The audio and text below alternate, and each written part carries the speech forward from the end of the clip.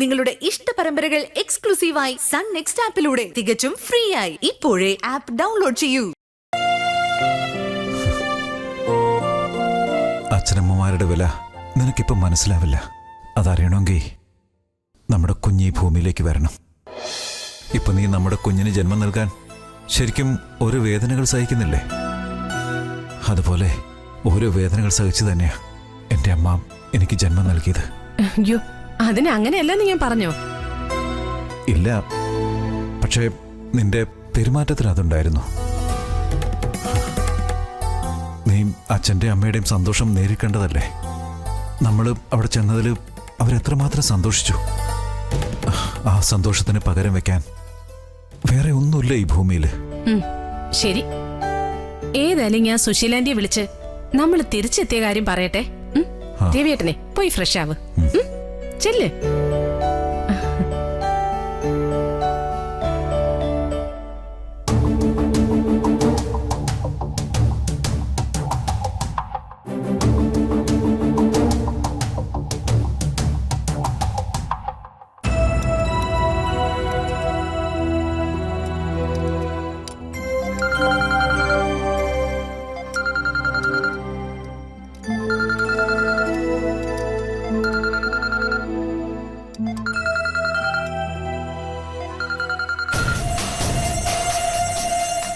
Hello.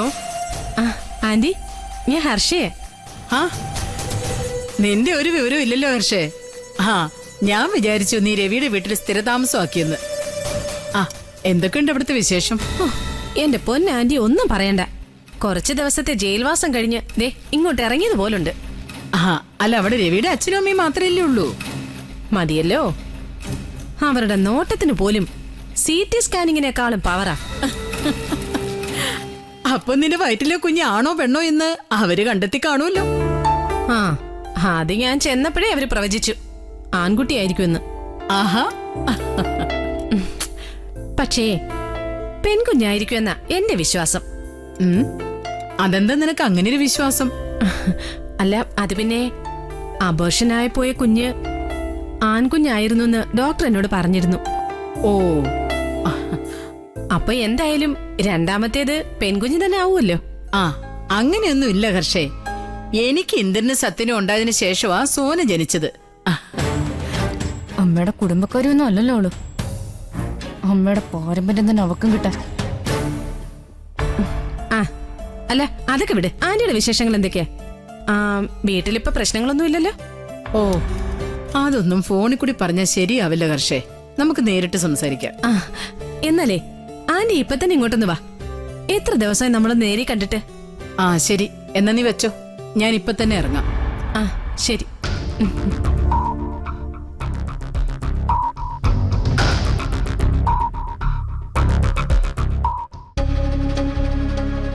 ഞാൻ അമ്മയൊന്ന് പൂജാമുറിയിൽ നിന്ന് ഇറങ്ങുന്നത് കാത്തു നിൽക്കായിരുന്നു.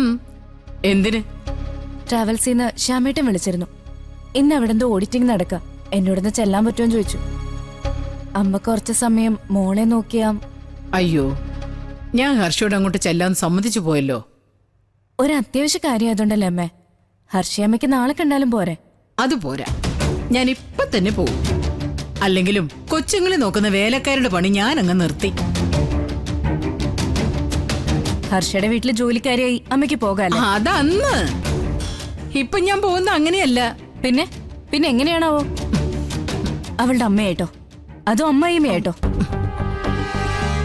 എന്തായാലും അമ്മയുടെ ഈ പോക്ക് ആപത്തിലേക്ക്, അതിലൊരു സംശയം വേണ്ട.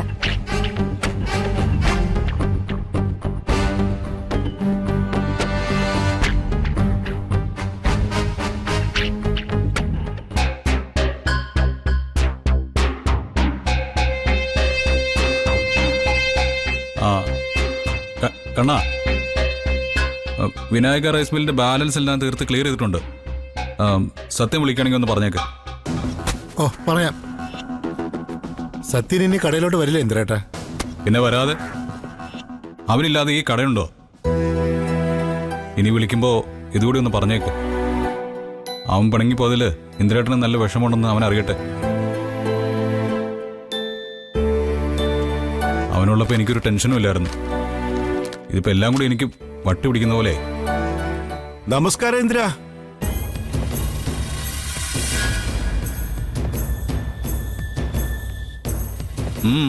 നിനക്കെന്താ വേണ്ടേ? നീ എന്താ ഇന്ദ്ര കടയിൽ കയറി വന്ന ഒരാളോട് ഇങ്ങനെയൊക്കെ ചോദിക്കുന്നേ? ഞാനൊരു കച്ചവടമായിട്ട് വന്നതാണെങ്കിലോ?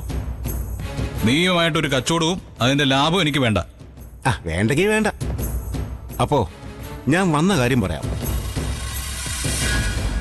മോനെ കണ്ണാ, സുഖമല്ലടാ? ഓ ഇങ്ങനെയൊക്കെ പോകുന്നണ്ണ. നന്നായിരിക്കണേ.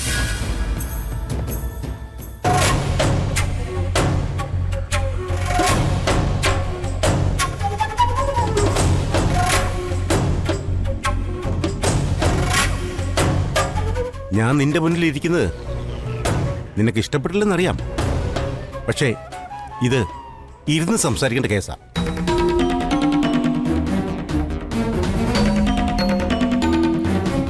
ഒരു സ്വകാര്യത ഇല്ലെങ്കിൽ ബാക്കിയുള്ളവർ കേട്ടാ നിനക്ക് നാണക്കേടാവും. കൂടുതൽ പൊലിപ്പിക്കാതെ താൻ കാര്യം എന്താന്ന് വെച്ചാ പറ.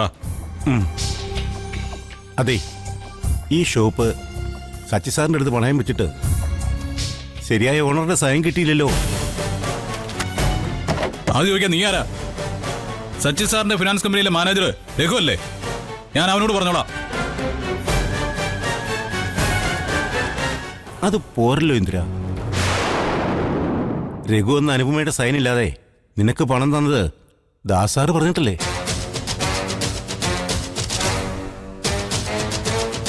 അദ്ദേഹം ഒന്ന് ഇക്കാര്യം പറയാൻ ഇങ്ങോട്ട് വരാനിരുന്നതാ.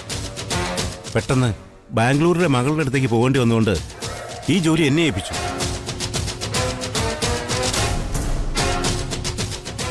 ഒരാള് ഒരു സഹായം ചെയ്താ അത് പാരയാവാതെ നോക്കണ്ടേ ഇന്ദ്ര?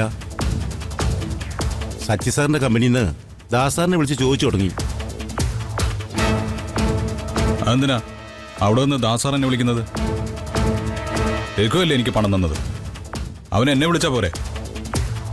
എന്റെ ഇന്ദ്ര, രഘു കൊടുത്ത മാനേജർ മാത്രമാണ്. സച്ചി സാറാണ് രഘുവിനെ അവിടെ ജോലിക്കെടുത്തതെങ്കിലും ആ കമ്പനി നടത്തുന്നത് സച്ചി സാർ അടക്കം 5 പേരടങ്ങുന്ന ഗ്രൂപ്പാ.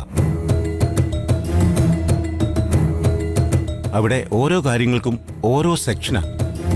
കൃത്യമായി ഇൻട്രസ്റ്റ് അടയ്ക്കാത്ത കേസും കൃത്രിമ രേഖകൾ കൊടുത്ത് കാശ് തട്ടുന്ന കേസും ഒക്കെ കൈകാര്യം ചെയ്യുന്നത് ഒരു കൊട്ടേഷൻ ടീമാ.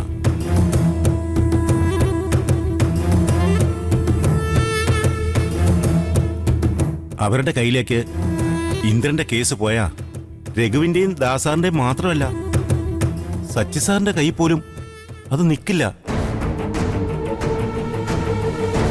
ഈ കാര്യങ്ങളൊക്കെ കൃത്യമായിട്ട് അറിയിക്കാൻ വേണ്ടിയാ സച്ചി സാർ എന്നെ അല്ലല്ല ദാസാർ എന്നെ ഇങ്ങോട്ട് അയച്ചത്. അല്ല ഇന്ദ്ര, ഞാൻ അദ്ദേഹത്തെ വിളിച്ച് എന്ത് പറയണം?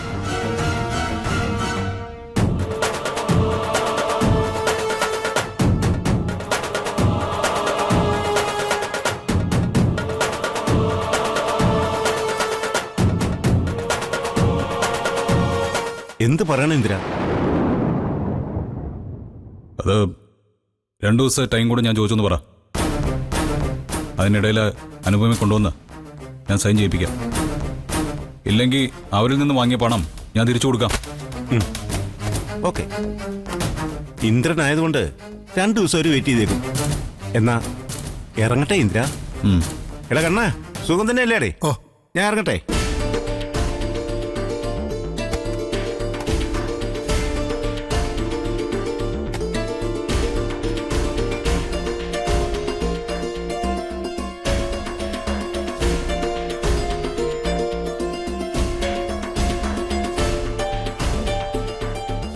അങ്ങേര് പണ്ടിവിടെ ജോലിക്കുന്ന ആളല്ലേ? ഇപ്പൊ വലിയ ലെവലിലൊക്കെ ആയില്ലേ ഇന്ദ്രേട്ടാ? എന്ത് ലെവല്? മറ്റുള്ളവരുടെ തോളിച്ചരിയെന്ന് ആളാവാൻ നോക്കുക, അല്ലാതെ അവന്റെ കയ്യിൽ എന്തുണ്ട്? വെറും 0. നീ പോയി നിന്റെ പണി നോക്ക്.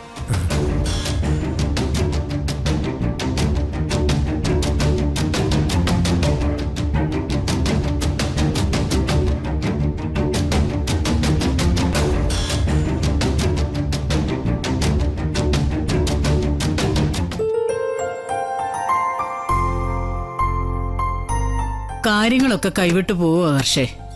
ഒന്നും എന്റെ പരിധിയിൽ വരുന്നില്ല. കുറച്ച് ദിവസം കൊണ്ട് ഇവിടെ എന്തൊക്കെയാ സംഭവിച്ചത്?